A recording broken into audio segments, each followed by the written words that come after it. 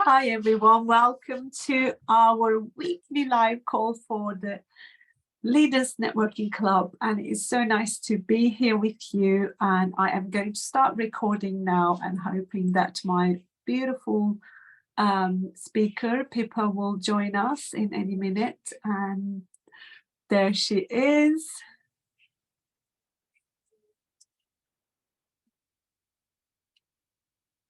Hi Pippa. Hello, how are you? I'm great. How are you? Good to have you here. Thank you. Thanks for having me. I have started the recording, and hopefully if anyone joins us, we'll be. If not, we'll share the recording inside the group. Brilliant. And I'm sure they'll catch up, and I'll send you the link to the recording as well. Okay, great. Perfect. How was your bank holiday weekend? It was okay. I was a little ill, to be honest. Oh. I've had a quiet weekend of my husband doing everything for me, which I can't complain about. That's the kind of weekend I like. No, it doesn't work on the phone. Background meeting settings, security, share screen. Try now. Yes, that's working. Done it. Perfect. Fantastic. Thank you. Perfect. I'm going to sit back and enjoy. All right, lovely. Enjoy. Can you see my slide okay? Perfect. So we're going to talk about building brand you and how you can consistently attract your dream clients using the power of personal brand photography, even if you hate being in the spotlight. Because I know so many people, you pick up a camera and you point it in their direction and they just want to run away and hide. So for those of you who have never met me, my name is Pippa and I'm a personal brand photography expert and educator. And when I was about 8 months old, my father was killed in a fatal car accident. And that meant that I grew up in a single parent family and I grew up in South Africa. And I remember not really noticing I was any different to any of the other kids really until I was about 7 and I went to a birthday party and it was a swimming party, being in South Africa where the weather is lovely and warm. And I noticed that I had the swimming costume that was about 3 sizes too small and it had literally grown with me. And all my friends had the latest bikinis and, you know, I remember one in particular had little like fruit shapes on it. And I remember feeling really uncomfortable. Like I started to notice that we had less than what other people had, I guess. And that started I started noticing that more and more. And it actually made me feel quite uncomfortable and small. And I grew up kind of thinking that people that had money were better than me. And that made me really kind of slink into the shadows a little bit because I was always a little bit embarrassed about the car that we drove or the size of our house, whereas a lot of my friends had big fancy cars and went on holidays abroad, and that just wasn't in the cards for us as a single parent family. And then I remember when I was a teenager, I was about roughly 15 years old, where I saw an image that drastically changed the perception I had. And it was of my grandparents' cook, being that we grew up in South Africa. And he had an old piece of sack on his head and a rolled up piece of newspaper with tobacco in it, which he was smoking. But he was beaming. And what caught me was the look in his eyes, because he had a lot less than what I had growing up. But he had this kind of confidence beaming out through his eyes and through his face. And it's that uninhibited confidence that I've been chasing in my subjects ever since. And it just goes to show that sometimes an image can be really powerful, not only in how others see us, but sometimes in how we see ourselves. And that's certainly been a part of my journey, suddenly stepping into the limelight and sharing photos of myself online. And sometimes only when we see ourselves as that 6-figure or 7-figure entrepreneur can we ever become one, because we can step into that confidence. So today I'm going to talk about three kind of concepts. First is personal branding, what it is and how we can harness it. The second is how we can use photography to create real impact in our businesses. And the third is around confidence and how you can step into your confidence when you're in front of the camera. So just to throw this question out there, but what is personal branding? What do you think it is? Like, Aleph, what do you think personal branding is? It is a brand that is reflecting you as a person, as with all the colors, with the style, with the way it lands with people, even the smell of your store, even if the fonts that you use for your it's that reflection of you. Absolutely, it's definitely a reflection of you. And I always say that personal branding is just about building a friendship with your audience before you ask them out on a date, right? It's just building that friendship and letting people get to know you, because people buy from people, and we buy from people that we know, we like, and we trust, right? We don't buy from businesses. We don't think, oh, there's a great business, I want to buy from it. It's the person, it's the people behind the brand. And so personal branding is just providing them with a narrative about who you are and what you stand for. It's brilliant if you really want to create your business around you, and it's really powerful. And as a woman in business myself, as you know, I started my business as a very small boutique on a small village on a high street. What I did was personal branding. I created everything around me. But when I wanted to grow a bit more, I found it really difficult to get out because everybody wanted me. Absolutely. But I think you can also grow personal brands for your team members as well. So it's really difficult when you're a solo entrepreneur and you kind of really invested into your brand, and then to try and pull yourself out. But I always say, just inject someone else in and then slowly start changing the balance. But that's right. That's beautiful. Yeah. But if you think about it, you know, first impressions, people make a snap judgment on a person in a matter of seconds. You can think, oh, they're a bit of me, or actually, you know, they're not me at all. And it's really interesting. But what plays into that personal brand? If you think about it, it's the way you look, your physical appearance, and that can include your clothing, your hairstyle, the kind of overall kind of grooming, and that can have quite a significant impact on how others see you. If you're not groomed, if you are groomed, you know, that's kind of that first impression that you're putting out there. Next is how you communicate, and that's both verbally and non-verbally. Like, what is your body language saying? You know, how do you convey yourself using your body, and how does that shape someone's impression of you? And this can also include things like your tone of voice, you know, the words that you use. So thinking about how you communicate with the world. It's also your professionalism, right? Are you on time for things? Are you reliable? Do you have an overall strong work ethic? Or, you know, all those things about you will play into and impact how others see you. It's also thinking about your reputation, and that's both online and offline. They often say, your personal brand is what people say about you when you leave the room. Sometimes that can feel a little bit terrifying, but it absolutely is. It's thinking about things like, how are you showing up on your social media? What reviews are you getting? What feedback are you getting? What do other people have to say about you? So thinking about your reputation from an external perspective.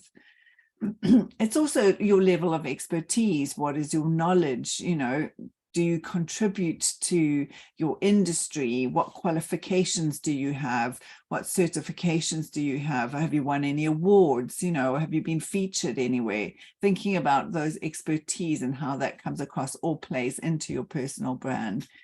And then it's also about your networking, or your ability to build relationships is probably a better way to put this. You know, how are you seen by your friends and your colleagues and your clients, and maybe potential employers if you're employed? And then finally, those personal values, the beliefs can shape how others see you, because people will decide whether those beliefs or those values align or they don't. So it's a lot of people will feel quite drawn to other people that have similar values or similar beliefs to them. So all of those things together will play into your personal brand. And it can be incredibly powerful. Personal branding is such a powerful tool because it builds that trust and credibility, right? And it develops that expert status because you're sharing your knowledge and you're sharing your expertise. But I think the biggest thing personal branding does for us is it really can differentiate us and set us apart from our competitors, because there's no one else like you. You are the only you out there, if that makes sense. So it really can differentiate you and make you, you might be an interior designer. Well, what makes you different to another interior designer, for example? So what makes us different? We might have the same kind of skills. We might have studied at the same college, or we did offer the same services. We probably have a website. We have a logo. We have a portfolio of clients. But what makes us different? And what makes us different are things like our personality. What makes us different is things like our beliefs, which I've already mentioned, but it's our stories, right? Our history, where we come from, what we've been through in life that's got us to where we are today. It's also our values, and things that we like or things that we don't like, or, the experiences we've gone through in life, the hobbies that we have. If you think about it, if you ever go into a room full of people you've never met, I do this quite a lot, I network quite a lot, and you go into a room and then you meet someone that's from your hometown or is also into photography in my case, or maybe it's golf, or maybe it's, vintage cars, and you find that common interest and suddenly you feel connected to that person. It kind of almost puts you at ease. So if you can build that connection with your wider audience when you're on your social media and you talk about those things, people are going to connect with you in a different way than if you're just shouting, buy my thing, here, I do this, it's finding those other ways to connect with them. And sometimes, I'll put a photo of myself eating ice cream and say, what's your favorite flavor? And it's such a small thing, but I'll get hundreds of responses. People are just starting to connect with you and understand what you like and what you don't like. So using brand photography can really help when it comes to building your personal brand, because it helps you connect more intimately. People buy from people that they know, that like and trust, and you almost having a face there with, putting a face to a name can help you connect much more intimately than if it's just a logo or just a shop front, for example. It can also help enhance your professional image because it can tell a story about you. It can tell people other things about you by the way that you dress or by the location you're in, things like that. It can really help you enhance your professional image because you will look a certain way. It will also help you to attract new clients and new opportunity. And if you're looking to grow your team, like you mentioned earlier, Ailif, attracting the right employees is hugely important. You want people that are going to buy into your brand and buy into your values and buy into your beliefs, so that you're attracting the right like-minded employees. But, not everybody gets it right. And one of the biggest mistakes I see is people hiding behind their logo or their product or their service. And I used to do this all the time, right? I would put up all these beautiful photos of my clients and all their branding and brand photography, but never show a photo of myself. But people want to connect with you. They want to see the person behind the brand. So using imagery is going to be a lot more powerful. The other mistake I see is people using photos, and this is quite a controversial comment, because people use photos 3 or 4 years ago because they think, oh, well, I look young, or I'm slimmer, or, whatever. I do that. And I think we all do to some degree, but it's really awkward when you arrive to a meeting and you've got you've had a photo on your profile, and then you look at the photo, you look at the person, you think, God, is that them? Is that who I think it's going to be? You know, is that the person I'm meant to be meeting? I'm sure they looked much younger in their profile picture. So just, you know, think about making sure that you're using more updated imagery.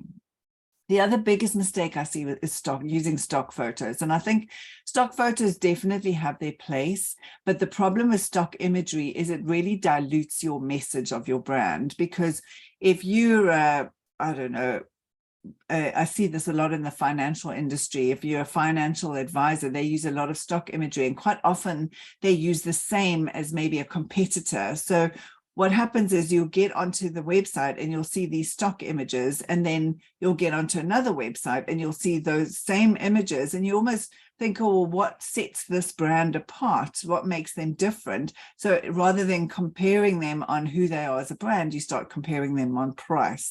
So stock imagery can dilute your message as a brand hugely. The other mistake I see is people only selling their services, and I touched on this briefly just now, you know, talking about yourself and sharing who you are. And I get it, you know, lots of people say, oh, I don't want to share my whole personal life on social media, but you can choose what you share and what you don't share. And I always say it's about painting like a picture of the best version of yourself and sharing that online. And just rather than just saying, hey, buy my thing, say, hi, I'm interested in this, or hi, I like doing this. You know, it's showing more about who you are and not just buy my thing, I do this, I do that.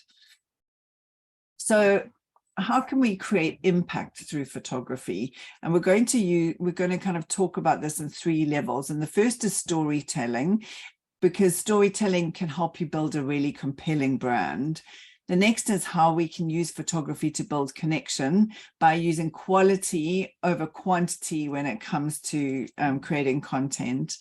And then the third is how you build a visual identity that has a really consistent visual style so that people will recognize your brand. So storytelling. Well, they say a picture speaks 1,000 words, but sometimes a picture can speak 1,000 words, but every image tells a very different story. And these 3 images, I'm going to flick through them. They're all of the same person, but they all tell a very different story.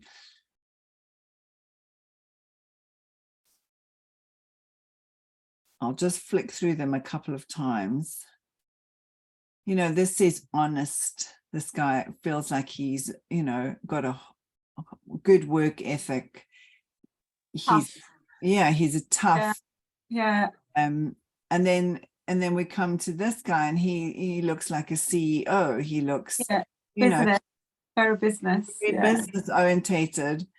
And then we've got this guy who is the same guy, but he's approachable. He's like, hey, reach out to me, let's chat, you know. And it's amazing how that can be the same person, but 3 images can tell a very different story. And stories connect us to brands. They help us, it helps humanize a brand and bring that personal element into it. And it helps to give brands meaning, because stories share our values and share our beliefs, and that helps bring meaning to our brand. It also helps build confidence through those beliefs and through those shared values. So meet, this is Stacey from Aquila Jewelry. She discovered a silversmith family creating jewelry while she was traveling in Indonesia, and she now actually imports jewelry from all over the world, but she only imports jewelry from places that she's got a personal connection to. So travel was a big part of the story of the brand. And so we wanted to inject some of that feeling of travel, and they're all warm, sunny destinations where she gets her collections from. So we incorporated that kind of sunshiny element into her brand by creating shadows in her jewelry pieces, also on the model, on the bottom. Beautiful photography. Thank you. We've created some shadow. There's a bit of a palm leaf there, suggesting that warmer climate. Also the tone of the images, they're all quite soft and warm, and she's wearing very boho imagery, boho clothing, and the boho handbag, which also plays into that kind of warm sunlit travel element. And then we also incorporated some of her travel photographs and some travel magazines. You can see there's some travel magazines. But the reality was quite different. We were on Brighton Beach. I'm sure you recognize this. It was a chilly day in spring and we were putting jumpers on and off. So can I just jump in and say something? So sure. Seeing that that collage has given me the impression this is a lightweight boho style. Even if you didn't tell me all that information, I would have said this is a boho style. I would wear it with my linens and white cottons when I'm on the beach. That's what I saw on that photography. Absolutely. I didn't see an evening wear. I knew immediately I couldn't wear those jewelry with my evening wear or to office. I knew exactly what I was looking at. That's very clear. The message is there. I love it. Thank you. Yes, exactly. So, you get a really good feel for the type of brand or the type of product that she is offering. So moving on to how we use social media to build connection. And I think there's so much noise out there with social media at the moment, and you see it all the time, right? You see Mother's Day or Valentine's Day or, I don't know, anything. People are just looking for posts for social media, but the problem is it's actually getting really diluted. And if you're just creating content for the sake of creating content's sake, it gets quite boring and people don't actually, they just swipe on by. So what people want is to be educated. What they want is to be inspired, right? And they want to be entertained. Those are kind of the three key elements. So you can't just put boring run-of-the-mill content out for the sake of creating content. It's about actually finding ways to use your content to create that engagement and get people interested. It's about creating quality content versus quantity of content. If you are looking for posts and you're just putting anything out there, then I would recommend posting less often. I just think people are just going to scroll on by, and I hear it a lot, say, oh no, we just have to be on social media, so we're on social media. But actually, unless you're really engaging with your audience, it's not worth your time. You're wasting your time putting bland content out there because people are just not going to pay it any attention. So I talk a lot about shooting for content and creating imagery specifically for content, because what happens is we get on this content hamster wheel. I'm sure you can appreciate this, Aleph, where we think, oh, we've got to create some content. So we create some content and then it doesn't get the engagement that we were hoping, or nobody comments and we feel a bit deflated and we think, oh, it wasn't good. It wasn't great content. What I'm going to do is I'm going to make more content. I'm going to make it better. So we create some more content, which is time consuming. Let's face it, creating content is time consuming. And that happens to get also poor engagement, and we just end up going round, and occasionally we might get some great content and we might get some feedback, but for a lot of us it just feels like we're on this never-ending hamster wheel. So what I always encourage people to do when they work with me is to think about the themes that you can shoot for content. You could create imagery especially for content. So you create content and you use images that create curiosity, that stop people scrolling and engage with people and make them want to maybe stop and click through, maybe read more, maybe understand more about who you are. So that helps you get increased engagement. And I don't know if you've ever heard of I'll just finish this here, that then because people are engaging with your content, it's much more likely to generate leads. But I don't know if you've heard of that. I think it's called the 0 moment of truth. And Google did a study on how long people need to engage with your brand before they will actually start to buy from you.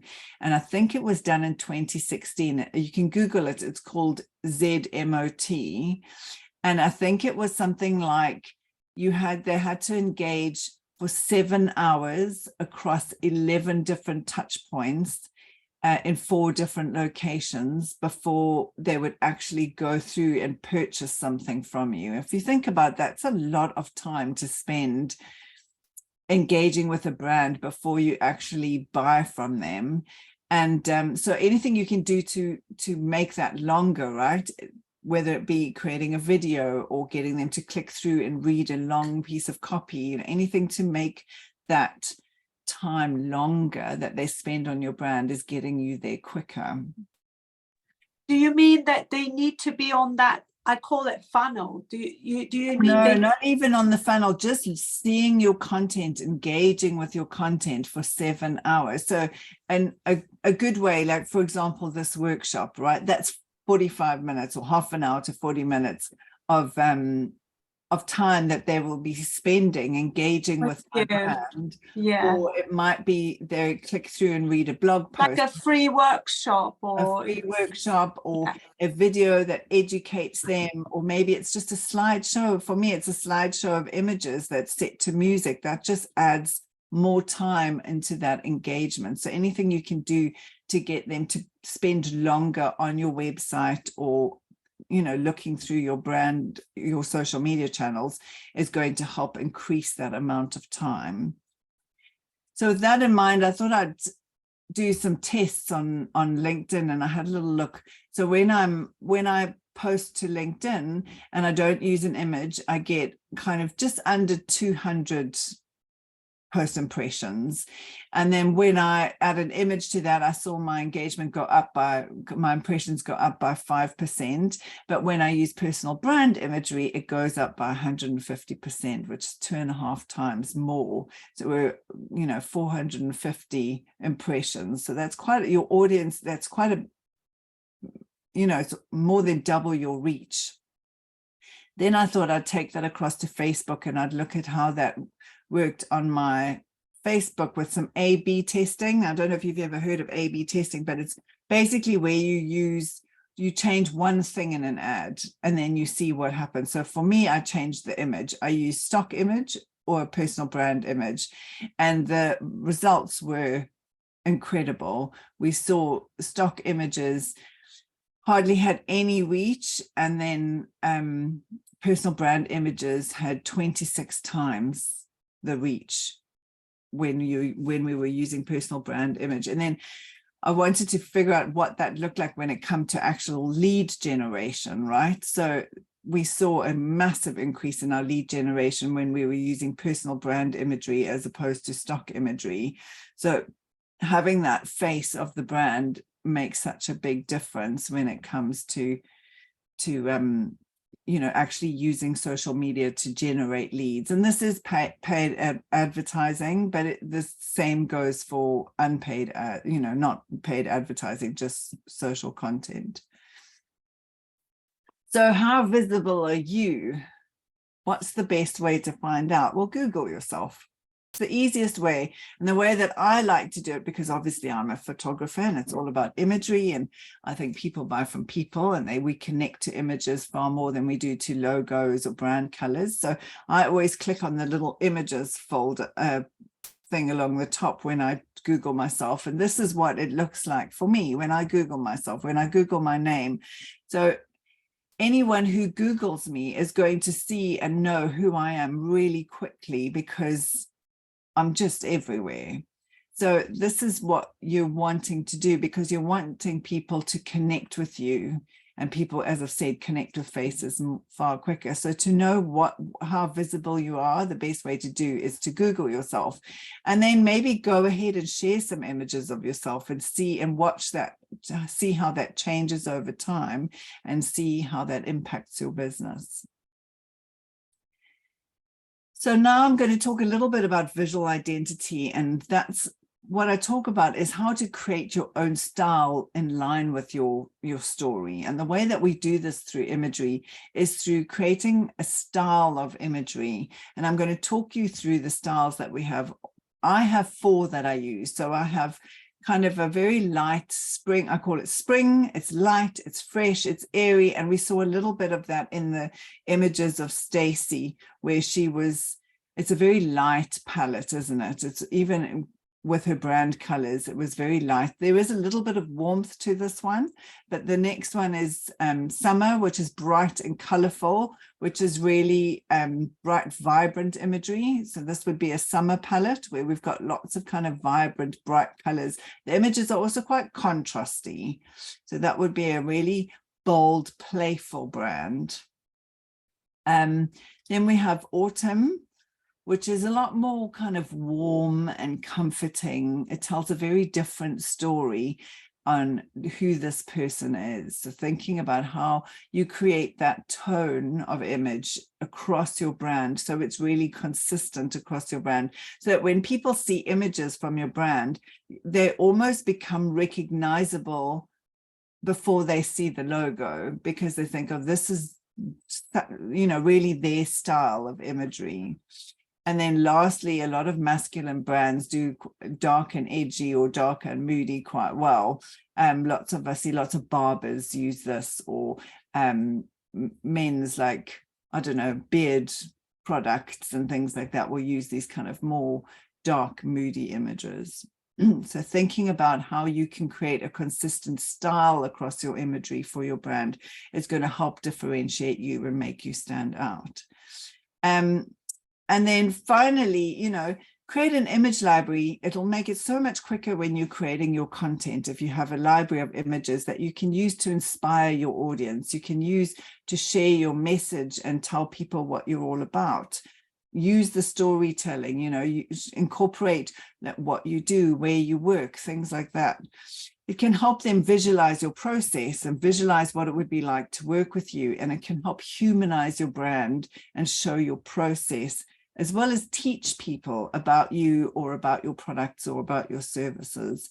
And there's so many different types of images that you can incorporate into an image library. There can be action shots. Yes, everyone needs a good headshot, but that's not all you need. You know, you can have team shots, you can have lifestyle images, you can have filler images, which could be, you know, a lot of flat lays are great for filler images that will tell the story of your brand, or add that little bit of behind the scenes information.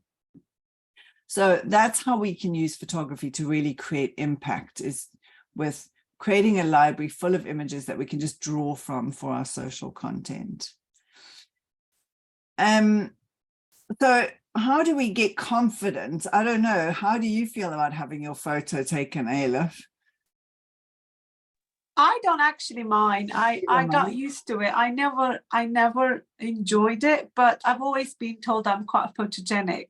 I don't know what that means. Does that mean that I'm not that pretty when I'm in real life? I don't think so. I think some people just take a good photo. My husband is incredibly photogenic, and my son definitely must have his bone structure or something, because the two of them are very photogenic, and my daughter and I got the short straws because we're not as photogenic, I don't think, anyway. But I don't know what it is about, you know, some people say they have a good side and a bad side as well, but, you know, I think the majority of people, though, don't feel really confident when they're in front of the camera. And I recently did this workshop for a room full of people, and I got them all to stand at the beginning and said, right, out of all of you who are standing, stay standing if you love having your photo taken. And I think there were 2 people left standing in the room. So more often than not, we feel a little bit like this guy, right? The camera comes out and a lot of us just want to run and hide. So I always say to my clients, you know, you don't have to be great to start, but you have to start to be great. And the first brand shoot I ever did, I think I only used 3 or 4 of the images, and I think that I had 150 images, but now I use all of the images. I'm really confident about it, and it doesn't bother me, even if they're not that great. You know, I like them when they're showing more of my personality. And so initially I'd be like, oh no, I'm never going to share that image because it makes me look stupid, or I look like I'm fooling around, you know. But now that just shows who I am and shows my personality.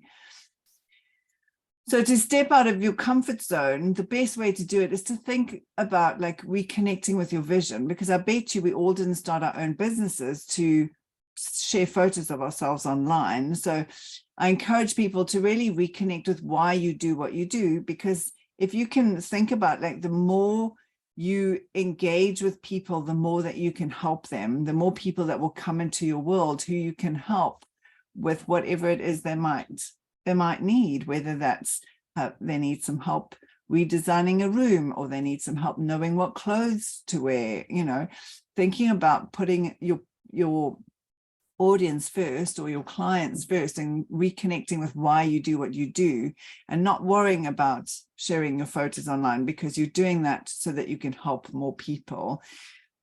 So you make it not about you, you make it about the people that you can help. And if you can do that, it often helps you just step into that zone. Also, try not to pretend to be someone you're not. I think a lot of people do that. They think, oh, I need to look cool, or I need to look a certain way. And so they end up not being true to themselves. And then they hate the images because they're not realistic. A lot of my clients go, oh, no, I never usually wear this much makeup. And I say, well, then tone it down. I want you to feel comfortable. I don't want you to dress outside of your comfort zone. If you don't wear heels, don't wear heels. If you don't wear makeup, don't wear makeup. Be yourself and be true to who you are as a person.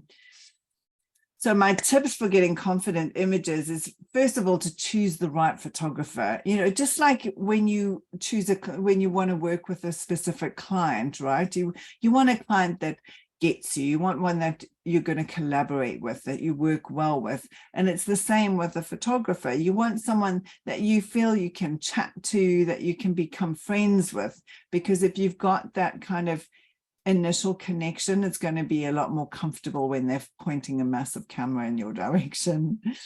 The next thing is to have a really clear plan.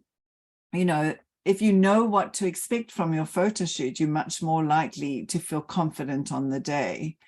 Buy something new to wear. And I say that even for the men, I think we all feel good when we've just bought a new outfit or a new pair of shoes. So finding something new to wear is a really great way to kind of lift up your confidence. But then just give yourself permission to have fun. Just give yourself permission and not to worry. Remember, you get to choose which images you share online and which ones you don't. So think about just having fun. And I love a photo shoot day. I get some music on, I get my outfits ready, and I just spend a day having fun. So I mentioned it a second ago, but my secret weapon when it comes to confidence is music. And I say this to my clients all the time: let's make a playlist. Let's make a playlist for your shoot. And I actually have two. I have one for myself on the way to the shoot, and then I have one on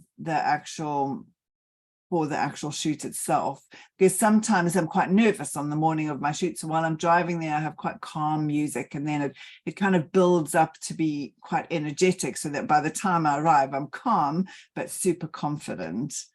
And that's my secret weapon. So finally, I don't know if we've still got enough time. I was going to share a quick case study with you. Well, we're already 10 minutes over it, but sure. If you could quickly wrap it up. It's been great. I loved it. I enjoyed it. I think everyone will love this. Great. I hope so. So I thought I'd quickly talk you through a jewelry brand, a different jewelry brand, just to show you.